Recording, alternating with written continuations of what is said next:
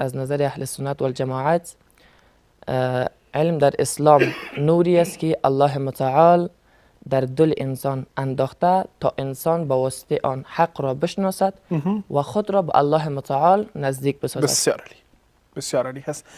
حالا به این ارزشمندی این ودیعه الهی را بحث میکنیم. در اجتماع چقدر تاثیرگذار هست و چقدر میتونه باعث پیشرفت اجتماع، اصلاح جامعه و همچنان باعث رونق افرادی که در یک جامعه قرار دارد شود؟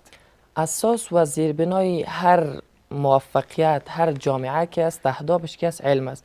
وقتی که جامعه‌ای که با علم آغاز میشه و جامعه سالم است از دیگر جامعه‌ای که مثلا علم کمتر است دوا، یعنی جامعه‌ای که علم را زیربنا یا اساس خود قرار دادن موفق هستند و گپ اول را در جهان میزنند. بله.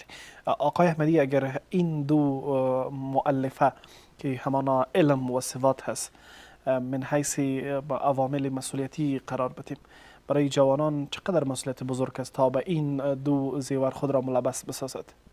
خب مسئولیتی بالای است. مثلا وقتی هر کسی که علم را مثلا میآموزد، وقتی جوانانی که علم را در مسیر علم خود قرار میتن و جایگاه از او بسیار بلند است. از دیگه ما یک واژه علم داریم و دیگر جهل. یک انسانی عالم و جاهل در ما با هم قرار بدیم، خودش معلوم میشد که انسانی که عالم است، مثلا علم دارد، یعنی مثلا علم طب یا هر علمی که خوانده، خودت نشان میده، از خودش جلایش نشان میدهد، یعنی موفقیت خاصی را دارد در خود کشور، یعنی بر کشورش مهم است، برای اصلاح جامعهش، بر کل خانوادهش حتی سالم بوار میاد.